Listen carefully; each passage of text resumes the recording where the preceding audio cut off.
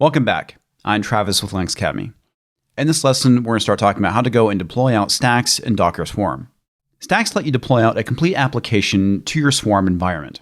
And we do this using a compose file. So it's nothing more than using compose with Docker Swarm. I really like Prometheus. So for this example, we're going to be deploying out a Prometheus stack. To get things started, we're going to go and create a new directory. So execute makedir-p swarm/Prometheus. Go and navigate to that directory. We're going to start by creating the Prometheus configuration file. So execute vi prometheus.yaml. I have the contents of the configuration file in the description of this video. Now there's a few things we need to change. Here we have manager and the two worker nodes. We need to replace this with the private IPs of these servers. And we need to do the same thing right here. In order to get the private IPs for your Swarm nodes, come over to Cloud Playground. Click on your server and then the private IP.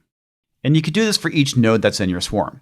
Okay, so now I'm done going and populating my private IPs. Before we continue, I just want to go over this real quickly, but I'm not going to cover everything in detail. We're setting up 3 jobs. The first one is for Prometheus. It's going to go and collect metrics for Prometheus. The second one is for the node exporter. This is going to go and collect metrics for our operating system as well as the hardware. And that's the reason why we have 3 targets. We have our 3 individual nodes within our Swarm. And finally, cAdvisor, which allows us to go and gather metrics for containers. And again, I need to make sure that I specify all 3 of my servers that are in the Swarm. Go ahead and save and quit. Next, go and create your compose file. Execute vi dockercompose.yaml. The contents of this file can be found in the description of this video. Starting from the top, in order to use a compose file to create a stack, we need to make sure that the version is 3.0 or higher. And if you have a compose file that is using a lower version, you will need to go and convert it to version 3. Now, we've already been working with Docker Compose, so none of this should be all that foreign to you. We start off by going and setting up our services. The first one we have here is main. And the way the stack is going to go and name our containers, it's going to take the stack name, which is what we'll be defining when we go and create the stack, and then combine it with the service name. So when I go and create the stack, I'm going to call it Prometheus. And the name of the container for the main service will be Prometheus_main. And it's going to be the same thing for the rest of my services.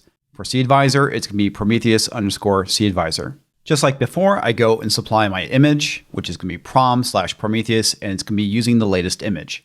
And optionally, I can go and override the naming convention by specifying container_name and calling it whatever I want. In this instance, I'm calling it Prometheus. Next, I go and define my published ports. Because port 9090 is not open in Cloud Playground, I'm mapping 8080 over to 9090. Next, we're going to go and define some additional commands. Because the Prometheus image is using an endpoint, we can pass some additional flags over to Prometheus when it starts up. Because we're using a list, we're going to start off with a single dash. And the flag I'll be passing in is config.file, so we need to make sure that we have -- because this is how we specify the flag for Prometheus. So -- config.file, and we're going to be setting it equal to the path to the Prometheus YAML file, which is going to be in etc prometheus.yaml. Second, we're going to be defining the storage. Again, because it's a list, we're using a dash, and that we're specifying a Prometheus flag, we use -- storage.tsdb.path, and we're setting it equal to Prometheus/data.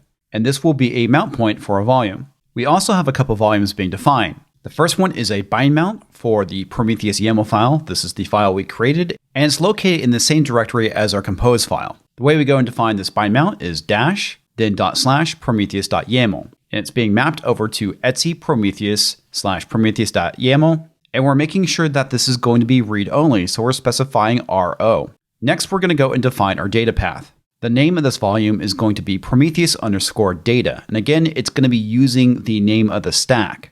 So the way I go and define this is I use -data, and then I'm mapping it over to Prometheus/data. And that's what we defined over in the command where we specified storage.tsdb.path. Finally, we have some dependencies. I want to make sure that cAdvisor as well as node exporter come online first before this container starts. cAdvisor is pretty standard with the exception of a few things. We're now being introduced to deploy. The deploy attribute allows us to go and supply additional information that is Docker Swarm specific. For example, we can supply the number of replicas. Deploy is Docker Swarm specific. If you're using this compose file and you're not running it in Swarm mode, it's simply going to be ignored. We can specify mode, which is being set to global, and this tells Docker Swarm that we're going to be running the cAdvisor container on all of our nodes. The default mode is global, however, we can set it to replicated and then supply the number of replicas we want to have. We do have some volumes that need to be covered. We're going to be mounting / into /rootfs, and it's going to be read only. We'll also be mounting var run into var run on the container, and it's going to be read write. We'll also be mounting sys into sys on the container, which is also going to be read only. And finally, we'll be mapping var lib docker into var lib docker on the container, and it will also be read only. And there's nothing new being introduced here for Node Exporter as well as Grafana, so I'm going to go and continue on. I'll also include a link to Node Exporter if you want to go and check out the documentation to learn more about it. There is one additional change I want to make real quick. I'm going to change the host port for Grafana to 8082 because port 3000 I don't believe is open. So I want to make sure that it's at least accessible to you so you can go and check out Grafana as well as Prometheus. The last thing we're talking about before we exit is going to be the volumes top level key. Again, all these need to match up with what we define for our containers. We have the data volume, which we already previously talked about, and then we have 2 additional volumes for Grafana. We have one for the Grafana data as well as the Grafana plugins. And when these volumes are created, the name of the stack will be pinned to the beginning of the volume name. So we'll have Prometheus data, Prometheus Grafana data, Prometheus Grafana plugins. And that's because Prometheus is going to be the name of my stack. So go ahead and save and quit. Before we go and create our stack, I want to go and list all of my containers. I want to make sure that we don't have any ports that are overlapping that may cause an issue. All right, I'm not seeing port 8080 or 8081 or 8082 in use, so I think we're good to go. We also need to go and check our services. And I can see that we do have the ports I'm going to be using in use, so I need to go and kill off these services. To do this, execute docker service rm and then the IDs for the services that we're going to be deleting. And when I go and relist them, you can see that they're now gone. So we shouldn't have any issues deploying our stack now. To create a stack, execute docker stack deploy. We'll be using the compose file flag, which allows us to go and supply the docker compose file, followed by the name of the stack that we'll be deploying. I'll be calling my stack Prometheus. Execute docker stack ls to go and list all of the running stacks. As you can see, we have one stack with 4 services, and Swarm is the orchestrator. And because these are being set up as services, we can execute docker service ls to get a listing of all the services. The first thing that jumps out at me is we seem to be having an issue with our Prometheus service, and there's actually a very good reason why. To fully understand why, we need to go and look at the Docker file for Prometheus. Looking at the Docker file, you can see that the user here is being set to nobody. The issue is that the file permissions on our volumes are set to root, and since the container is using nobody, it's going to have permissions issues going and accessing the volume. So we need to go and correct this.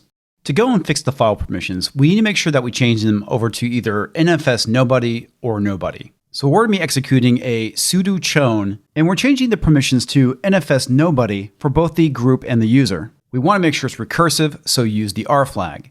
And the directory that we'll be changing is var lib docker volumes prometheus _ data. Also, we need to make sure that we do the exact same thing to the Prometheus YAML file. Now we should be able to go and list our services, and Prometheus should start coming online. By using your public IP and going to port 8080, you will now have access to Prometheus. Just to go and make sure everything is working right, I'm going to come over here and click on status, and then targets, and we'll see that all of our targets are up. Targets are the endpoints that Prometheus is going to go and scrape metrics from. Now this is not a course for Prometheus, but I do encourage you to go and play around. Before we finish off, I'm going to go and list the remaining stack commands. So far, we worked with deploy and ls. Using ps, we can get a listing of our task replicas within the stack. Also, by going and listing the task, we can see if we have any failures. Now, to complete this lesson, I'm going to go and remove my stack. If you want to continue to go and play around with Prometheus, you don't need to follow this step, but I do need to demonstrate how to go and delete it. To go and remove a stack, execute docker stack rm, and then the name of the stack you'll be deleting. Now when I go and list my stacks, you'll see that Prometheus is no longer there. To quickly recap, I showed you how to go and deploy a Prometheus stack. Stacks are deployed using a Docker Compose file. It's always a good idea to go and check out the Docker file for images that you're going to be using. This way you can avoid any kind of surprises. We then went and fixed the permissions issue for our volume so that Prometheus has write permissions over to the data directory. We finished off by going and listing task for our stack, as well as going and removing it. That's all I have for this lesson. Go ahead and mark it complete.